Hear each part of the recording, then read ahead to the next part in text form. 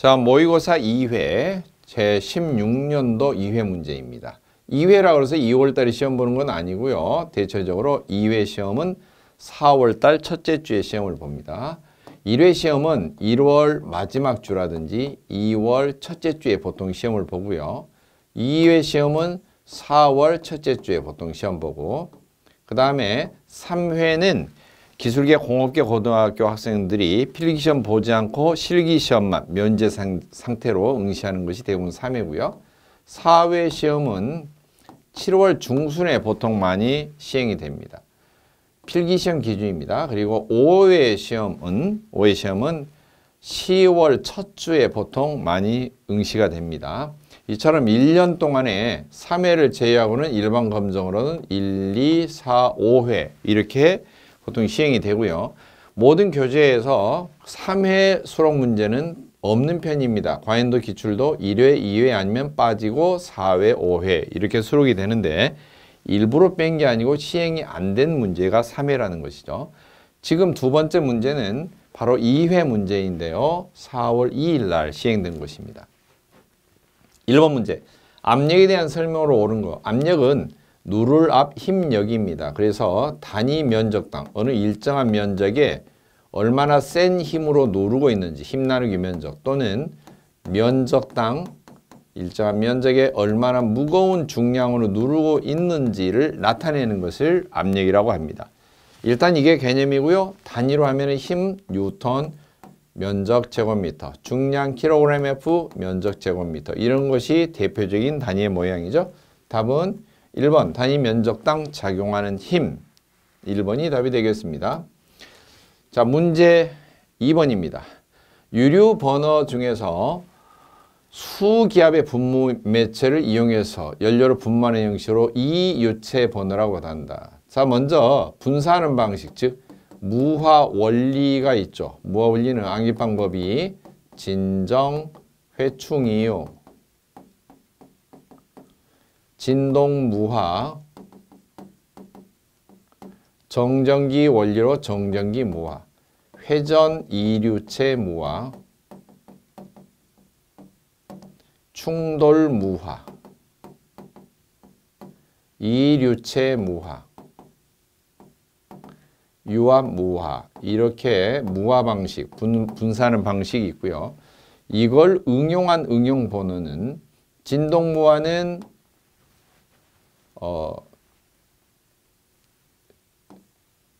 나와 있지 않고요. 그 다음에 진동무화 초음파 번호가 진동무화입니다. 진동무화는 초음파 무화라고도 합니다. 초음파 진동판이 움직여서 안개처럼 분사하는 방식입니다. 정전기 무화는 번호가 생산이 되지 않고요. 충돌 무화도 생산이 되지 않습니다. 회전 이류체 무화는 회전식 버너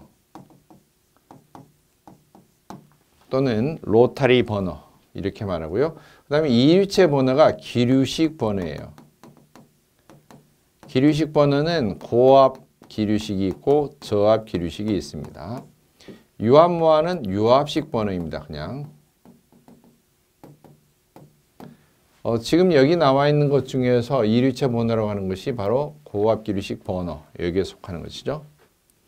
그 다음 문제 3번. 전기보일러 효율 계산식을 바르게 나타낸 것. 효율은 뭔가 집어넣은 거 공급분의 흡수한 유효율이죠. 자, 공급한 것은 뭘 뜻해요? 연료 집어넣은 연료량에 연료를 태울 때 나오는 발열량이 되겠죠. 그 다음에 흡수한 유효율은 두 가지 방법이 있지만 표준 증발량, 상당 증발량이 나올 때는 증발잡열 얼마? 539 이렇게 하면 되겠죠. 실제 증발량이 나올 때는 실제 증발량 곱하기 증기 엔탈피 빼기 흡수 엔탈피 이런 식이 되겠죠. 먼저 연료량이 나와 있는 거 확인합니다. 연료량. 그래서 4번은 답 아니고요. 그 다음 발열량 나와 있는 거 봐야겠죠. 발열량. 비중 나와 있으니까 2번 아니고요.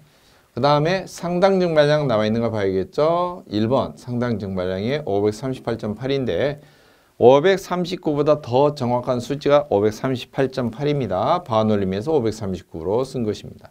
1번이 답이 되겠습니다.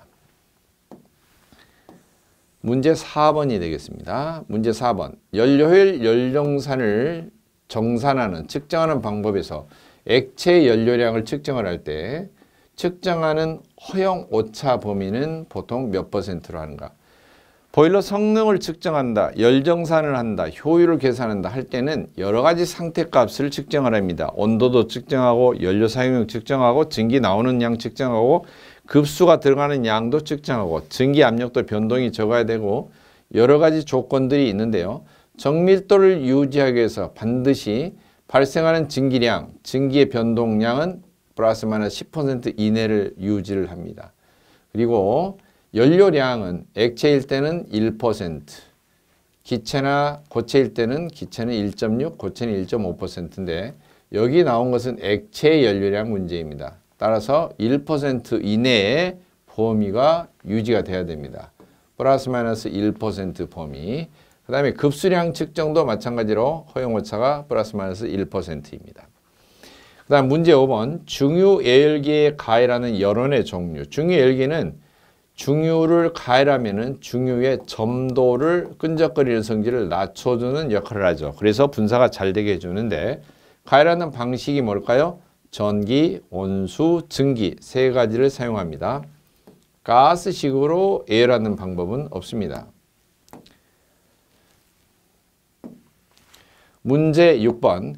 공기비를 M이라고 하고 이론 공기량을 AO, 실제 공기량을 A라고 표기를 한다면 올바른 계산식은 자, 실제 공기량은 이론적으로 계산해 본 거 분해 나눠보면은 1배 이상이 된다고 그랬죠. 이게 어떤 의미죠?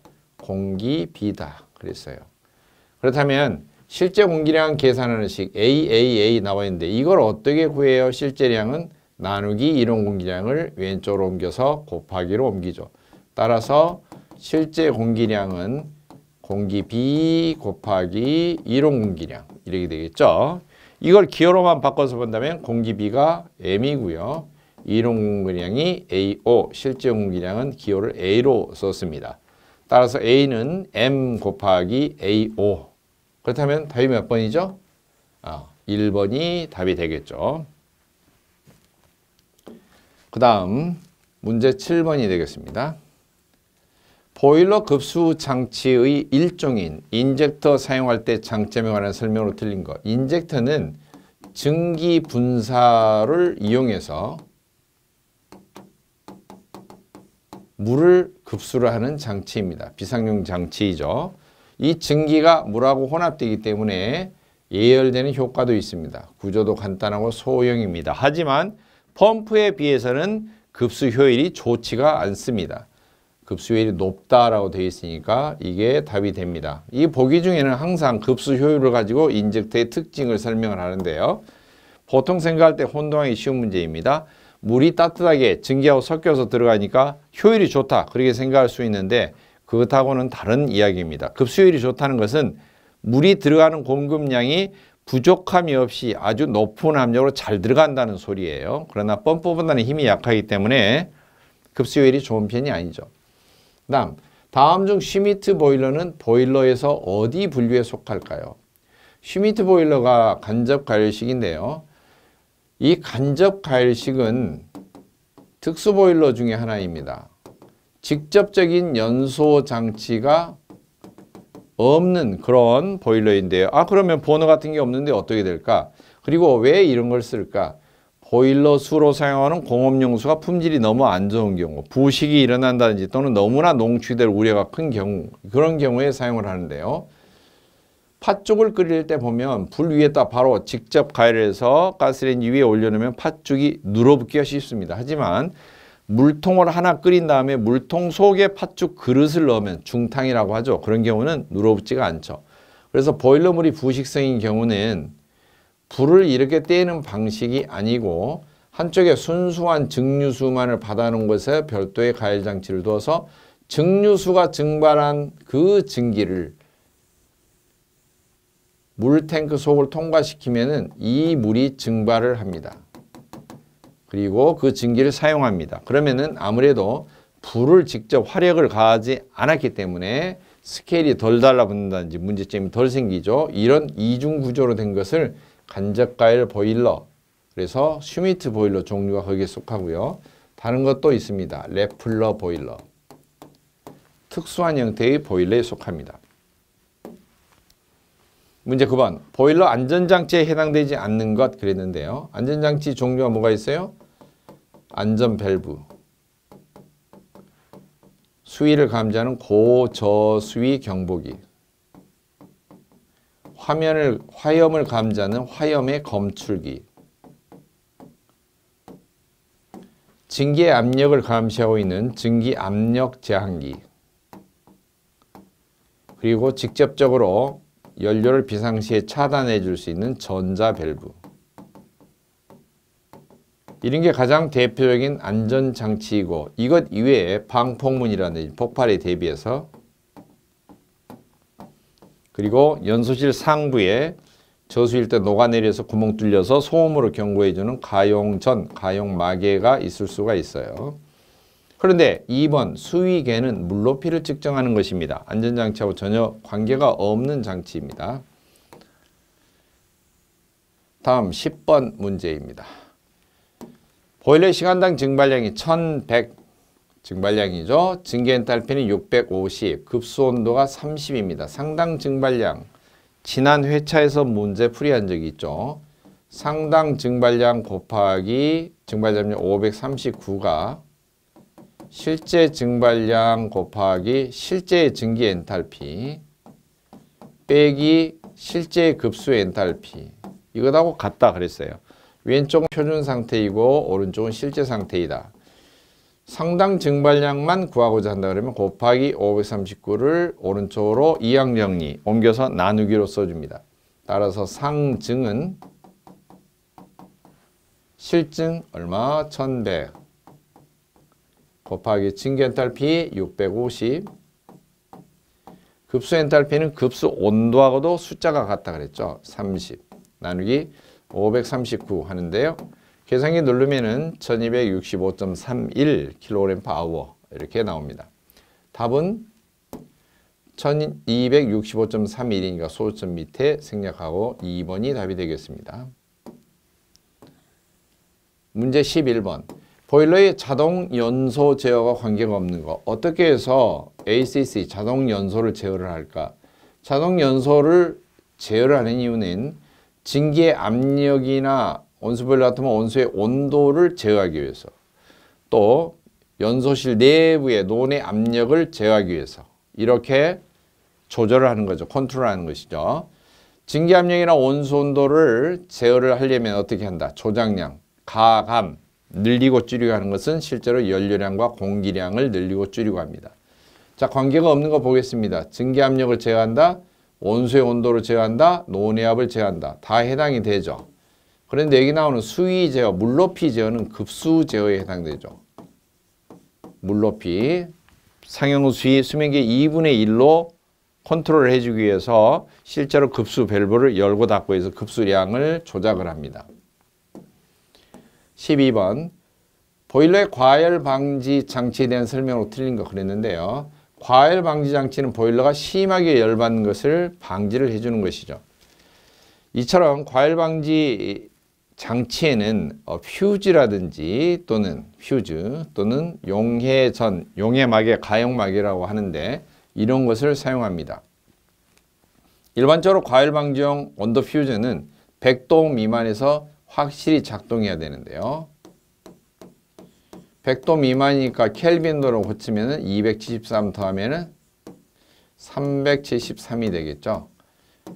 문제 맞고요. 2번. 과열 방지용 온도 퓨즈가 작동한 경우에는 일정 시간이 지나고 나서 재점화되는 구조를 한다 그랬는데, 과열 방지용 온도 퓨즈가 작동을 해서 멈췄다. 이 작동한다는 말은 보일러가 작동한다는 말이 아니에요. 과열 방지용 센서가 작동했다는 거죠. 그러면 이런 상황이 되면 버너가 정지해요. 그리고 리셋 버튼이 도출이 됩니다. 그리고 점검 버튼에 점검 램프에 불이 깜빡깜빡합니다. 그래서 취급자가 와가지고 수동으로 조치를 취해줘야 돼요. 다시 리셋을 재설정하라고 다시 재점화를 눌러줘야지 자기 혼자 저절로 재점화되는 구조가 되면은 매우 위험한 상황이 됩니다.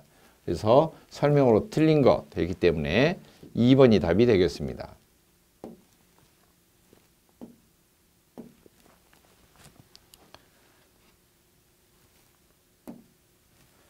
자, 13번 문제입니다. 보일러의 급수 처리 목적으로 볼 수 없는 것. 급수 처리를 하는 경우는 여러 가지 약품을 섞거나 또는 불순물을 제거하거나 하는 것이죠. 실제 부식도 방지되고 농취되는 거 방지하고 그리고 스케일, 물때가 끼는 것을 방지합니다. 이 세 가지는 물과 관련된 것입니다. 그러나 역화 방지는 연소시라고 관련돼 있죠. 불이 거꾸로 치솟아서 버너 쪽으로 솟구치는 것. 이게 역화인데 급수 처리하는 물하고는 전혀 관계없는 이야기죠. 답이 4번이 되겠습니다. 14번 문제입니다. 배기가스 중에 포함되어 있는 CO2, 이산화탄소, O2, 산소, CO, 일산화탄소 세 가지 성분을 순서대로 측정하는 측정기가 뭐냐? 암기하시는 게 좋은데요. 분석하는 순서도 CO2, CO 이렇게 분석하고요. 오르자트 가스 분석계로 화학약품을 사용해서 특정한 가스 성분을 빨아들이면서 분석을 합니다. 15번 보일러 부속장치 설명으로 틀린 것. 기수분리기는 증기와 물방울을 분리하는 거죠. 슈트블로어는 슈트 자체가 검댕이에요. 검댕. 슈트. 검댕을 불어주는 것인데 이것은 수간 보일러에 사용되죠. 수간 보일러의 수간 표면에 검댕을 띄워주는 거예요. 수간 겉에 붙어 있는 표면에 검댕을 띄워준다. 그러니까 지금 여기 보기 설명 나와 있는 것하고는 전혀 어때요? 관계가 없는 거죠. 동 밑바닥에 스케일, 침전물을 빼준다. 이건 분출 장치를 설명한 거고요. 수트블로하고 전혀 상관이 없고요. 그 다음 오일 스트레이너. 오일은 기름이고 스트레이너는 여과기를 영어로 스테이너라고 하는데 불순물을 제거하죠.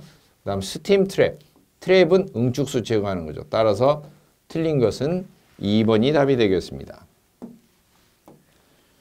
16번 문제입니다. 일반적으로 보일러 판넬 내부 온도는 몇 도씨 넘지 않아도 좋는가? 이 컨트롤 판넬을 말하고요. 속이 계속 작동되어 있고 전기 부품들이 들어있고 이렇게 하니까 온도가 올라갈 수가 있죠. 60도 넘지 않도록 그렇게 하도록 되어 있습니다. 17번 함진 배기가스를 함진은 진이 먼지 진자예요. 먼지가 포함된 재가 포함된 배기가스를 액체 방울이나 액막에 충돌시켜서 분리하는 거. 이게 뭐예요? 습식, 물로 씻는 것 중에서 세정식이죠. 세정식. 세정식이 습식에 속하죠. 중력식, 관성력식, 원심력식은 건식에 속합니다. 물을 사용하지 않습니다. 액체를 사용하지 않습니다. 18번 보일러 인터록과 관련이 없는 것. 인터록은 5대 인터록이 있죠. 첫째, 압력이 초과할 때 작동되는 것. 그 다음에 물이 안전저수 이하로 떨어졌을 때 작동되는 것. 세 번째, 불이 갑자기 꺼졌을 때 또는 착화가 되지 않았을 때 작동되는 것. 그래서 세 가지가 기본이고 플러스 송풍기 고장 났을 때 환기가 안 될 때 작동되는 프리포즈 인터럭이 있고요. 연료 조절 밸브가 조절이 마음대로 안 될 때, 특히 저연소로 불을 줄여야 되는 상황인데도 잘 안 줄어들 때 위험이 초래될 수가 있으니까 작동이 되는 저연소 인터록이라고 하는 게 있습니다. 급수장치 인터록은 없어요. 펌프와 연결된 인터록은 없습니다. 19번 문제입니다. 물체가 상태가 변화가 없다. 즉 고체, 액체, 기체는 그대로 변화가 없는데 온도 변화할 때 소모되는 열량이 뭐라고 그런다? 이걸 현열이라고 하죠. 다른 말로는 감열 그렇게 말하고요. 그 다음 온도가 변화가 전혀 없이 상태가 변화할 때 들어가는 열은 잠열이라고 그래요. 잠열은 상태 변화에 들어가는 열. 즉 물이 끓어서 증기가 된다? 그러면은 액체가 뭘로 되는 거죠? 기체로 되는 거죠. 이럴 때 들어가는 열은 증발이 될 때 들어가는 열이라서 증발 잠열 그렇게 부르죠. 자, 20번 문제입니다. 보일러용 오일 연료에서 성분을 분석했더니 수소가 12%, 수분이 0.3%입니다. 저희 발량을 구하라. 저희 발량이 간혹 나오는 문제인데요. 사실 연료의 성분이 가연 성분이 세 가지가 있는데 탄소, 수소, 황 이렇게 CHS 세 가지가 있습니다. 그러나 탄소가 타면은 타면서 CO2가 나오고요. 열량이 8100kcal씩 나옵니다. 이건 암기 안 하셔도 됩니다. 이 배경을 설명하기 위함입니다. 그 다음에 H, 수소는 타면은 H2O가 되고요. 열량이 34,000kcal가 나옵니다. 황은 타면은 SO2, 이산화황, 다른 말로는 아황산가스라고 하고 이게 발생이 되고 열량이 2,500kcal/kg, 1kg당 2,500kcal씩 발생합니다. 그러나 이것을 완벽하게 연소시킬 때 이만큼 열량이 나온다고 하더라도 실제로 열량이 되고 난 다음에 나오고 난 다음에 일부분은 다시 열량이 빠져나가는데요. 이유는 바로 이것 때문에 그렇습니다. 수소 성분이 들어있으면 수소가 타면서 열을 내기는 하지만 물이 만들어지므로 이 물이 다시 연소실에서 뜨거워진 상태에서 열을 빨아들여서 잡열을 빨아들여서 수증기로 날아가게 되죠. 또 하나 연료 중에 처음부터 수분이 물기가 있다면은 이 수분의 물기는 연소실 안에서 가연 성분이 탈 때 발생하는 열 중에 일부를 빨아들여서 역시 수증기로 날아갑니다. 그렇다면은 이 부분이 어떻게 될까?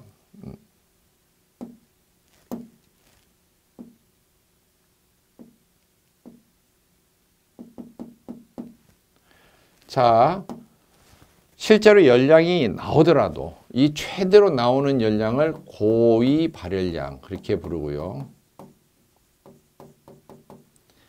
빼기 완벽하게 연소시킨다면 진짜로 남는 열량을 뭘까? 첫째는 증발 잡열 빼고요. 증발 잡열에 곱하기 생기는 물의 양.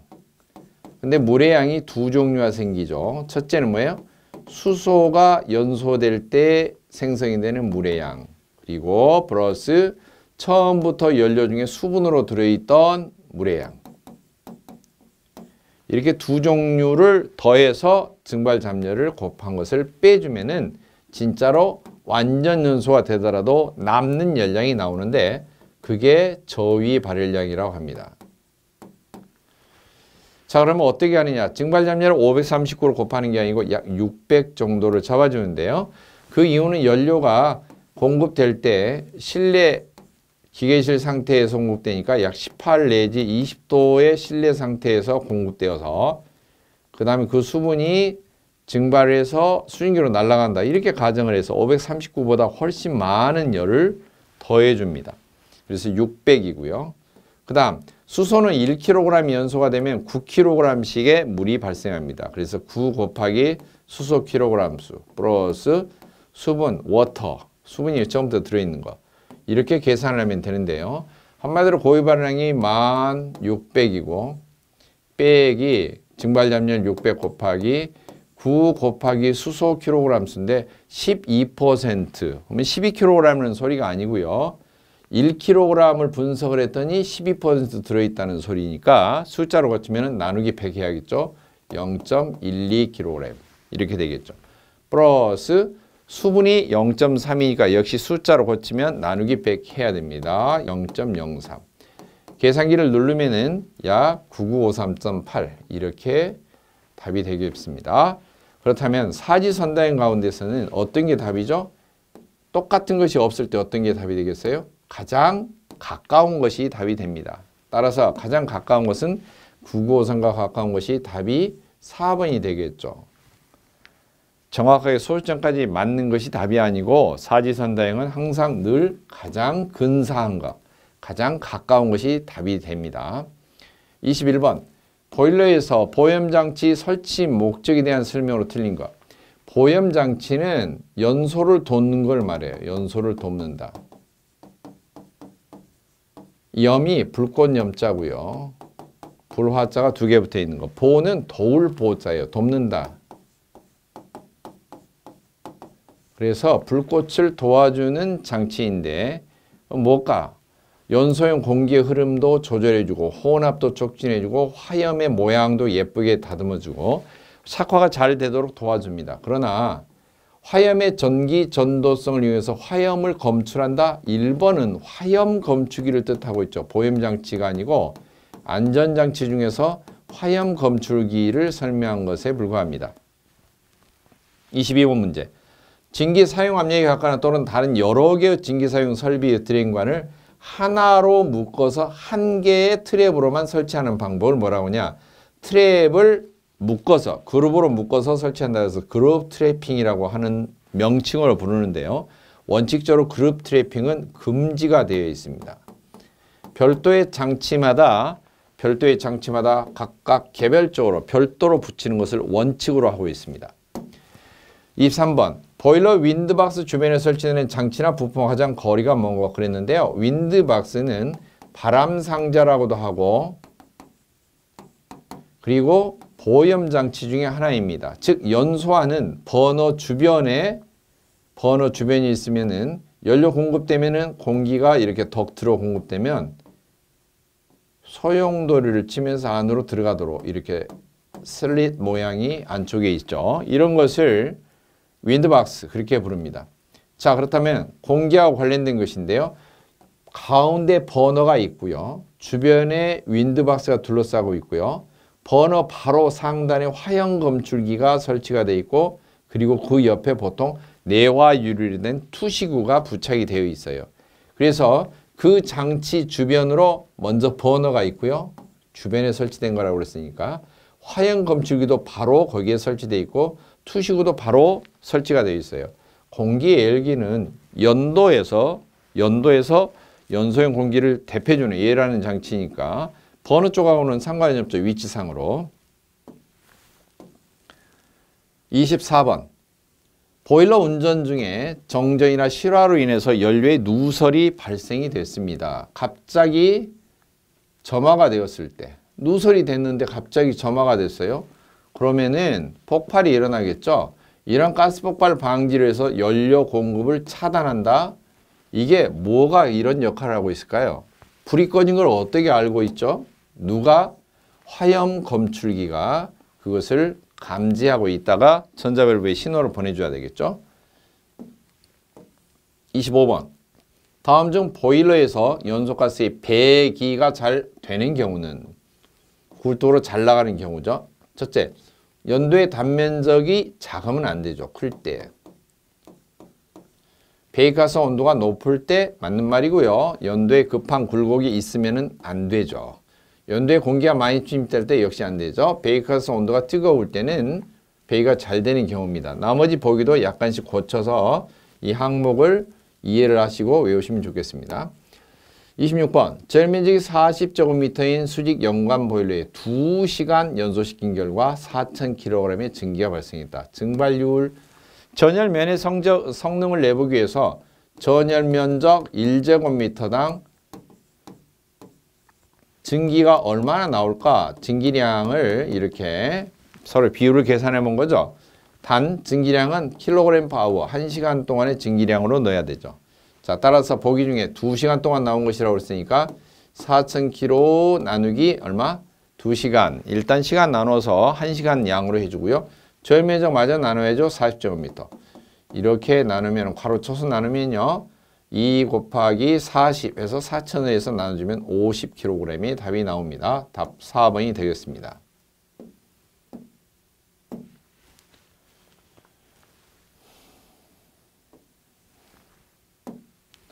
자, 그 다음 27번. 다음 중 보일러 스테이 종류로 가장 거리가 먼 것. 스테이는 버팀쇠입니다. 버팀쇠인데 가제트 스테이, 거세 스테이라고도 합니다. 바 스테이, 튜브 스테이, 그 다음에 또 볼트 스테이 이런 종류가 있어요. 버팀쇠 명칭 종류인데요. 너트 스테이 이런 것은 없습니다. 종류 중에. 28번 문제입니다. 과열기 종류 중에 열가스 흐름 방식에 의한 구분이 뭐가 있죠? 배기가스가 흘러가는데 나란히 따라가면은 병류형, 거슬러서 올라오면은 향유형, 나갔다가 이렇게 복합적으로 이렇게 다시 오면은 혼합하면 뭐예요? 혼유형. 그렇게 부르죠. 따라서 병류형, 향유형, 혼유형 이 세 가지는 열가스 흐름 방향에 따라서 구분하는 방식의 종류입니다. 29번 문제 되겠습니다. 고체 연료의 고위 발열량으로부터 저위 발열량을 산출할 때 연료 속의 수분과 다른 한 가지 성분의 함유를 가지고 계산해서 산출할 수 있습니다. 고위 발열량과 저위 발열량 차이가 나는 게 첫째는 뭐예요? 수소 성분이죠. 두 번째로는 물속의 물기, 즉 수분 성분이죠. 수소 성분은 타면서 즉시 물이 만들어져서 H2O 물이 만들어져서 이게 물이 증발할 때 열을 일부 빼앗아 가고요. 연료 중에 처음부터 수분으로 물기로 들어있는 경우는 I 연소가 될 때 열량을 빼앗아 가죠. 자, 따라서 보기 중에 산소, 유황, 탄소, 수소 가운데 2번 수소가 답이 되겠죠. 30번 문제. 상용 보일러의 점화 전의 준비 사항에 관한 설명 중 틀린 것 그랬습니다. 점화 전에 준비할 사항입니다. 1번 수저 분출 밸브나 분출 코크 기능을 확인하고 조금씩 분출이 되도록 약간 개방해 둔다. 이건 무슨 사건인가요? 이걸 분출 밸브를 계속 개방해 두면 물 다 빠져버리겠죠. 분출 작업은 단시간에 아주 짧은 시간에 신속하게 행하고 얼른 다시 잠가놔야죠.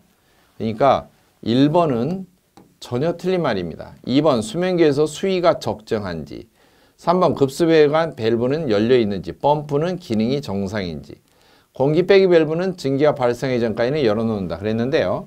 본체가 이렇게 있으면은 증기 헤더가 있으면 증기 헤더 상부에 이렇게 공기 빼기 밸브가 보통 있고요. 속에 증기관 속에 체류한 공기 같은 것이 있으면은 증기가 발생하면 같이 밀려오면서 증기가 차기 시작하면은 여기에서 소리가 나면서 배출이 됩니다. 이럴 때 증기가 발생되기 시작할 때 쉬 하고 소리가 나면 그때 닫아주면 됩니다. 공기가 이제 밀려서 빠지는 거니까요. 그러나 가동 초기에는 열어둡니다. 증기가 발생하기 전까지. 그 이야기가 바로 4번이고요. 자, 분출 밸브 밑바닥에 있는 거 열어두면 절대 안 됩니다. 작업할 때만 살짝 열어서 신속하게 작업하고 다시 잠궈야 되겠죠. 31번입니다. 도시가스 배관 설치에서 배관 이음부 용접이음에 제외하고 전기, 전멸기, 전기, 접속기와 거리는 최소 얼마 이상인가. 이게 13년 이후로 14년부터 적용하는 것은 개정이 되어 있는 사항이고요. 배관 이음부하고 그리고 전기 접속기하고는 15cm. 그래서 답이 2번인데요. 예전 규정으로 하면은 30cm가 답이 됩니다만은 이것은 개정된 이후로 수정이 돼야 될 답이 되겠죠. 30cm는 계량기하고 전기 전멸기하고 이런 거리인데요. 자, 문제 32번. 증기 보일러는 2개 이상 안전 밸브를 설치해야 되는데 어떨 경우에 1개만 해도 됩니까? 제일 먼저 50제곱미터 이하인 경우죠. 법적인 설치 시공 기준이기 때문에 이것은 암기를 해야 될 사항이죠. 33번 문제. 배관 보온재를 선정할 때 고려해야 될 사항으로 가장 거리가 먼 것, 틀린 것이죠. 첫째, 보온재는 유기질이 있고 무기질 이런 게 있는데요. 사용할 수 있는 온도가 정해져 있어요. 자기가 버틸 수 있는 온도가.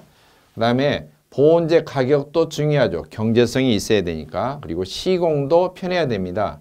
그러나 보온재를 한번 시공하면은 나중에 배관을 뜯어내기 전까지는 그대로 보온재가 성능이 유지가 돼야죠. 이걸 다시 씌웠다 해체했다 씌웠다 해체했다 그게 아니에요. 해체의 편리성 이건 관계가 없는 이야기입니다. 시공의 편리성이죠. 시공의 편리성.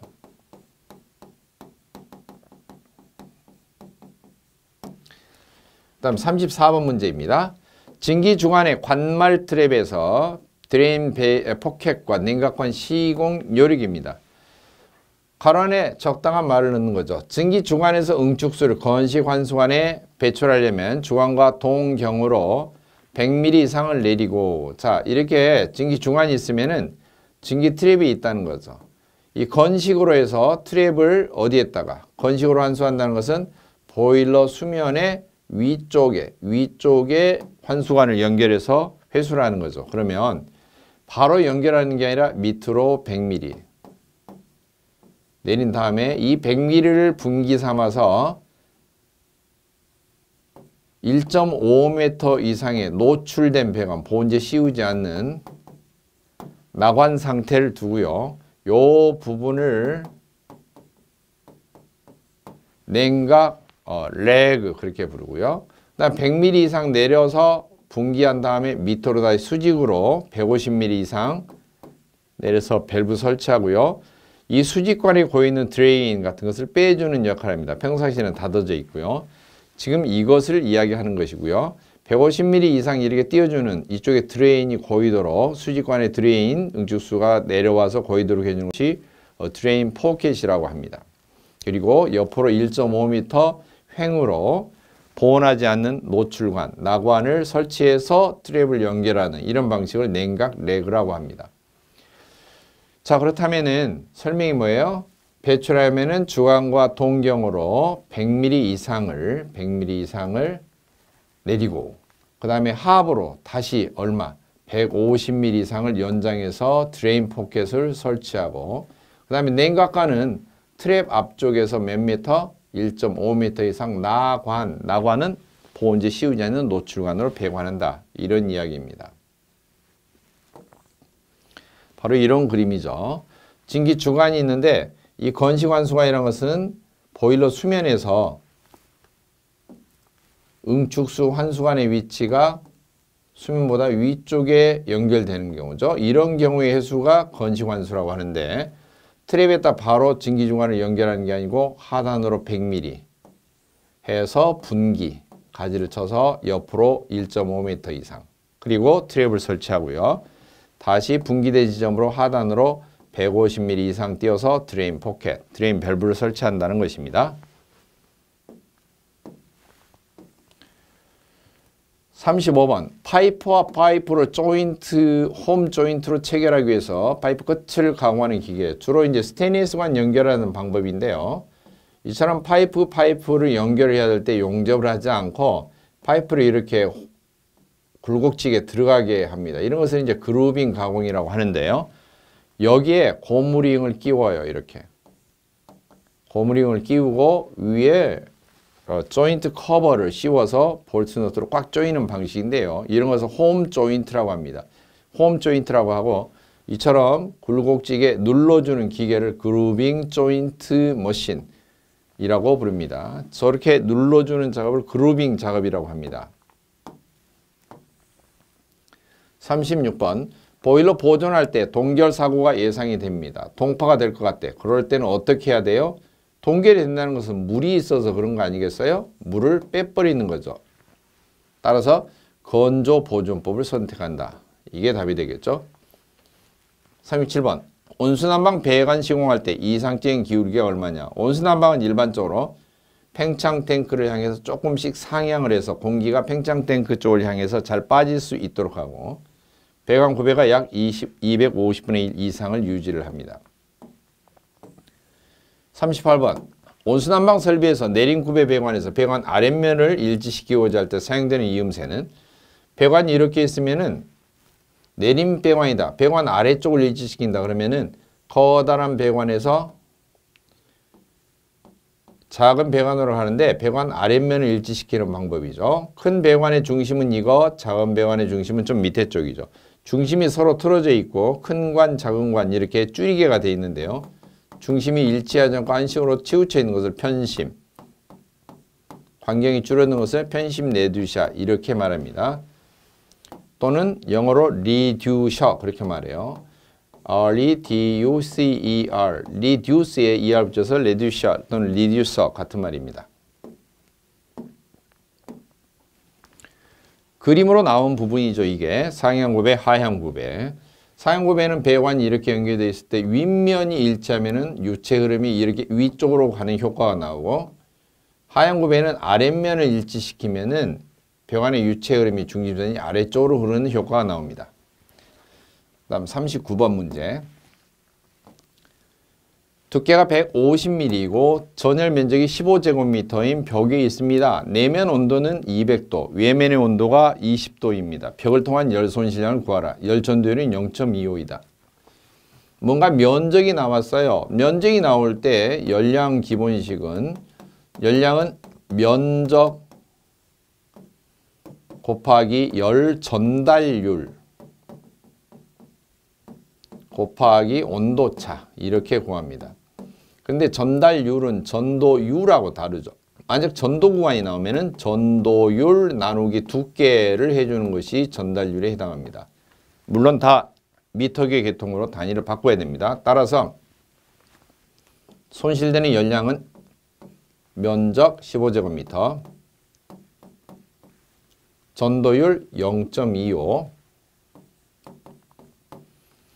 두께는 150mm인데 미터 단위 계통으로 넣으니까 밀리를 떼야죠. 밀리는 1000분의 1이라는 소리죠.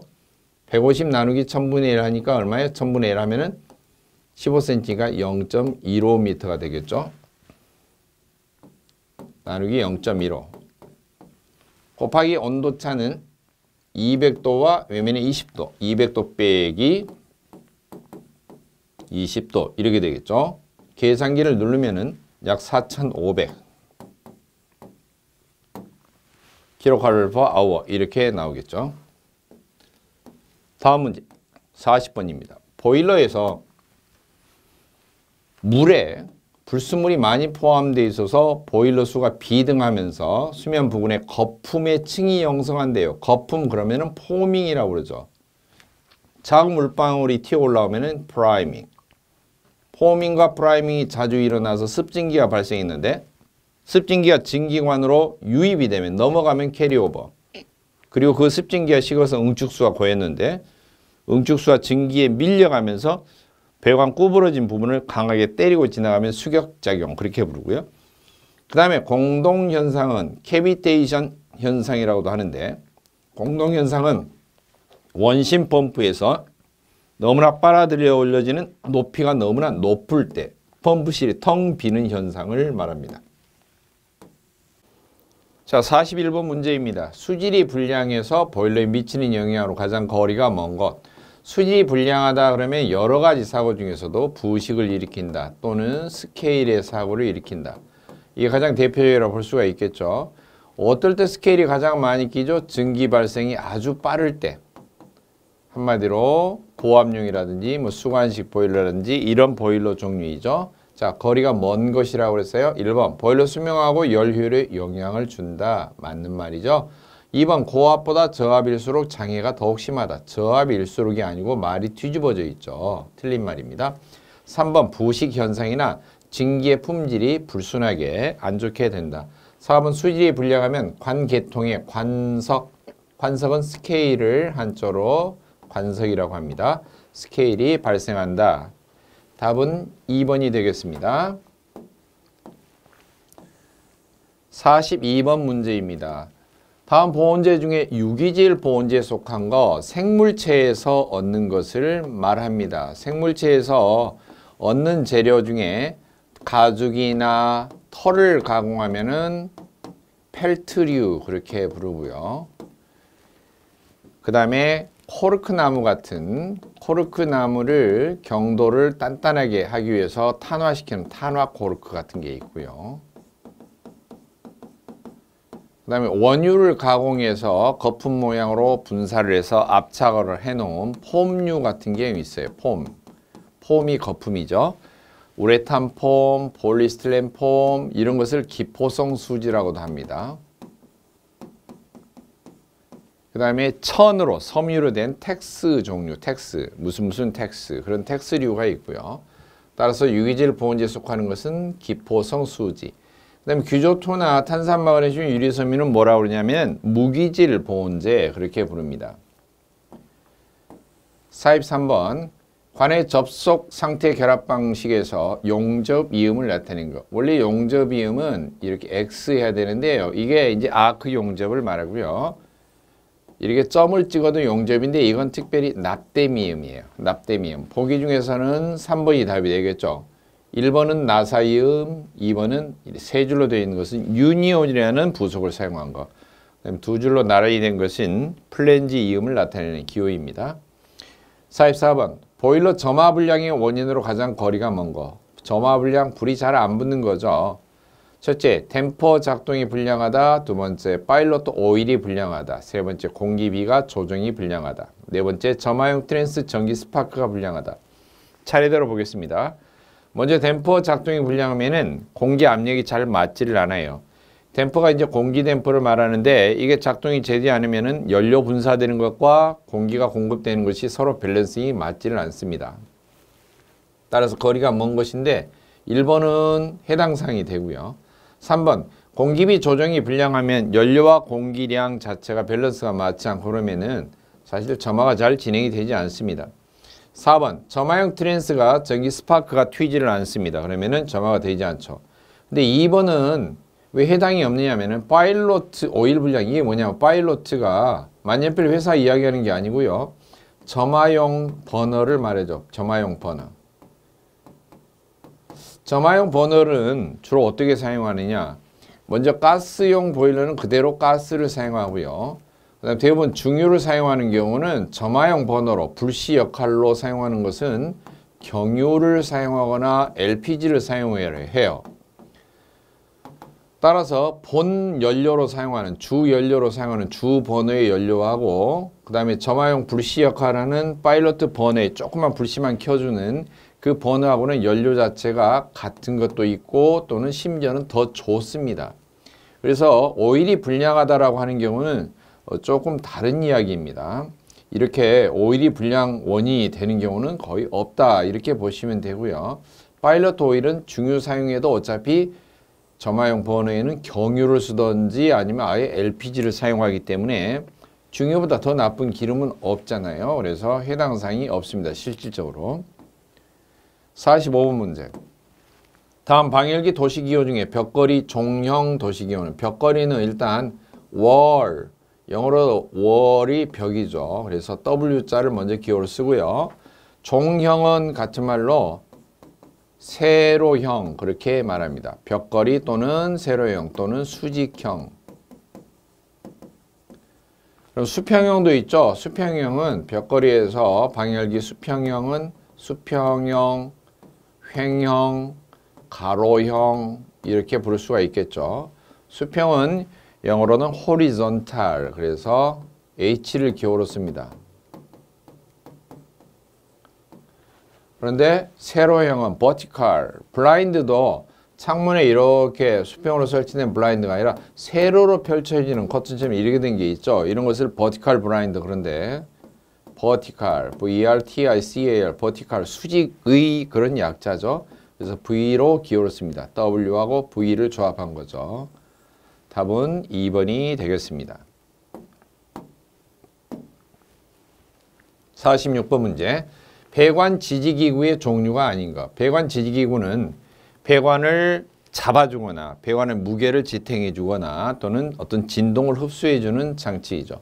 배관의 지지기구 중에서 천정에서 무게를 이렇게 걸어서 해주는 것은 행거, 바닥 쪽에서 밑에서 떠받쳐서 무게를 처지지 않도록 바닥 쪽에서 해주는 것은 서포트.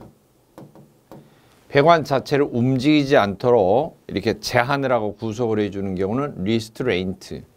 그리고 배관에 진동이 있는 것을 배관의 진동을 흡수해주면 브레이스. 그렇게 부릅니다. 먼저 파이프 슈는 위에 서포트 종류 중에 하나입니다. 그 다음 콘스탄트 행거 종류이고요. 리지 서포트도 서포트 종류. 소켓은 배관 부속품 명칭이죠. 배관 지지구가 아니고 전혀 다른 이야기입니다. 47번 문제. 보온 시공을 할 때 주의사항에 대한 설명으로 틀린 걸 고르시오. 보온재와 보온재 틈새는 되도록 작게 한다. 보온재가 연속적으로 되지 않더라도 중간에 있는 부분이 있다 할지라도 틈새가 벌어지지 않도록 하라는 것이고요. 왜? 틈새가 많이 벌어져 있으면 보온의 효과가 떨어지니까요. 두 번째, 겹친 부의 이음새는 동일선상을 피해서 부착한다. 동일선상으로 이렇게 나란히 하는 게 아니라 이렇게 겹쳐서 하라는 것입니다. 엇갈리게. 그 다음 테이프 감기는 물이나 먼지 침입을 막기 위해서 위에서 아래쪽으로 향해서 감아 내리는 것이 좋다 그랬는데요. 이게 반대예요. 위에서 아래가 아니고 아래에서 위쪽으로 감아야 됩니다. 왜 그러는가는 제가 한번 보여드리겠습니다. 4번 보온의 끝 단면은 사용하는 보온재나 보온 목적에 따라서 필요한 보호 조치를 한다. 그래서 1, 2, 4번은 맞는 말인데 3번은 틀린 말입니다. 자, 왜 그런가 한번 보죠. 이게 펜이 있는데요. 보온재를 위에서부터 이렇게 아래로 감으면은 펜의 자세히 모양을 보면은 보온 테이프에 겹친 부분이 틈새가 위쪽에서 아래쪽으로 틈새가 보입니다. 따라서 이런 경우는 물기나 습기 등이 이 틈새로 스며들면 보온재 안쪽으로 스며들어요. 근데 이것을 반대로 감게 되면 밑에서 위로 올라오게 되면 이렇게 올라오게 되면 테이프 겹친 부분이 아랫면 겉으로 씌워지게 됩니다. 따라서 습기나 물기가 위에서 흘러내려와도 안쪽으로 스며든 게 아니라 겉으로 이렇게 떨어지게 되죠. 마치 기와장 지붕 겹친 것처럼 그런 모양이 되는데요. 바로 이런 이유 때문에 위쪽에서 아래로 감는 게 아니고 아래쪽에서 위쪽으로 올라가면서 감는 것이 좋다라고 하는 것입니다. 반대 방향으로 설명된 겁니다. 자, 48번 문제. 온수난방에 관한 설명으로 틀린 것. 온수난방 설명 그러면은 물론 전기난방하고도 특징을 비교하기도 하지만 온수난방 자체의 어떤 비교 방식 또 분류하는 특징 방식을 설명하기도 합니다.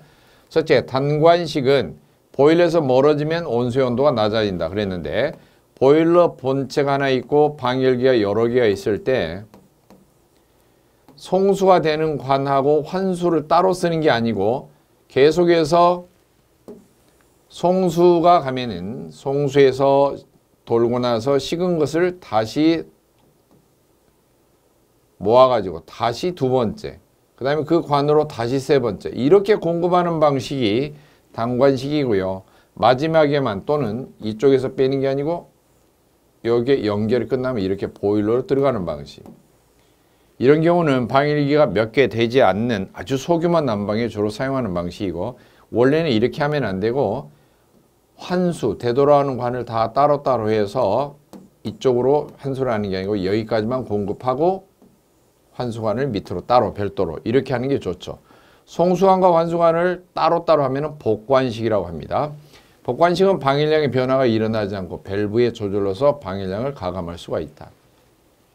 그 다음 역규환 방식은 각 방열기의 방열량이 거의 일정하다 그랬는데요. 역규환 방식이 바로 이런 방식입니다. 지금 송수하고 환수가 이렇게 연결이 되는데 환수 중간 연결할 때는 방열 가장 끝부분에서 모아가지고 먼 데서부터 이렇게 잡아 뺍니다. 그런데 가까운 데서 이게 바로 연결을 하면 어떻게 되느냐. 배관 길이로 보면은 첫 번째 방열기만 가장 짧아서 여기만 집중적으로 온수가 순환이 되고 두 번째는 더 배관 길이가 멀게 되고 세 번째는 아예 멀어서 세 번째는 멀리 떨어진 것은 순환이 되지를 않아요. 따라서 이런 식으로 하는 게 아니고 먼 곳부터 회수를 한다. 이것을 역규환 방식이라고 합니다. 4번 전기난방에 비해서 소요 방열 면적과 배관경이 작다 그랬는데요.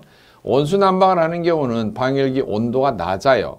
전기난방보다 덜 뜨겁습니다. 따라서 덜 뜨거운 조건에서 실내에다 충분히 열을 뿜으려면 방열기 자체가 덩치가 커져야 돼요. 면적도 커져야 되고 아울러서 물을 공급하는 그 배관의 관도 굵어져야 됩니다. 그래서 배관경이 작게 되어 설비를 비교해서 전략할 수 있다. 이 말은 틀린 표현이 됩니다. 49번 문제입니다. 온수보일러에서 팽창탱크 설치할 경우의 주의사항으로 틀린 것. 밀폐식 팽창탱크 경우는 상부에 물배기관이 있다. 상부에는 물배기관이 있는 게 아닙니다. 상부에는 안전밸브가 설치되어 있어요. 그래서 밀폐식 팽창탱크 상부에 물배기관이 있다. 이것은 틀린 말이고요. 곧바로 물배기라고 하는 경우는 뭔가 드레인이나 또는 찌꺼기, 슬러지 등이 어떤 탱크나 저장 용기 같은 데 고여 있을 때 밑바닥에서 빼는 용도이죠. 그러니까 위쪽에 있는 경우는 전혀 해당 사항이 없습니다. 100도 온수에도 충분히 견딜 수 있는 재료를 사용한다. 내식성, 부식에 견디는 재료를 사용하거나 내식 처리된 탱크를 설치하라. 동결 우려가 있을 때는 보온 처리를 하라.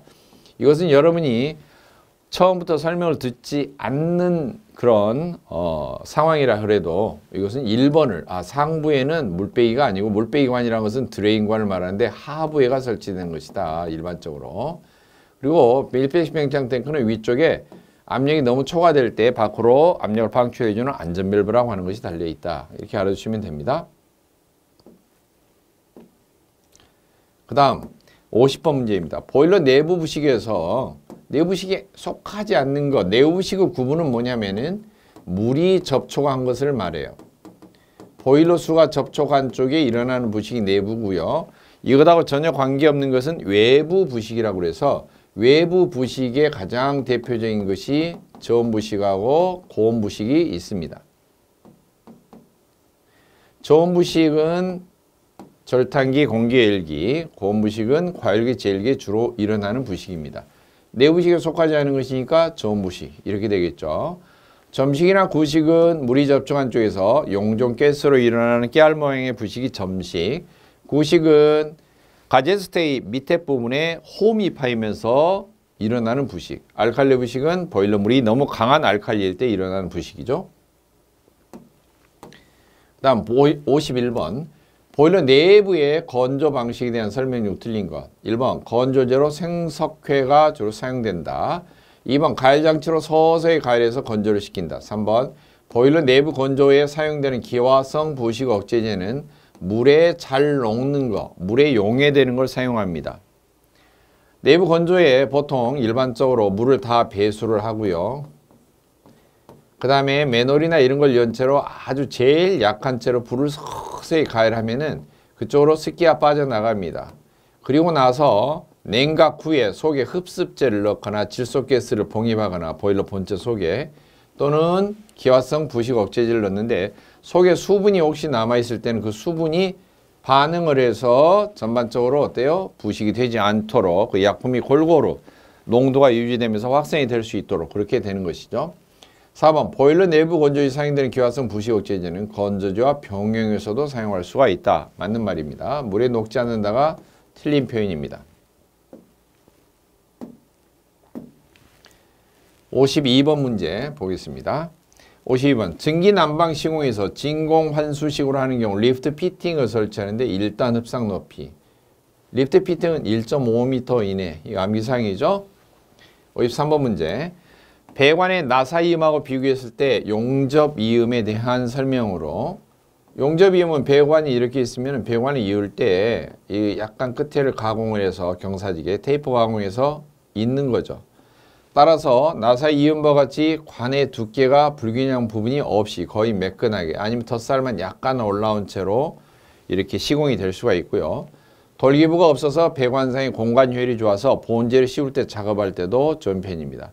만약 배관이 중간에 끊어졌는데 나사 부품을 이용한다면 나사를 다 이렇게 절삭하고 이 나사를 잇는 부속품을 크게 이렇게 둘러서 연결을 해야 될 거예요.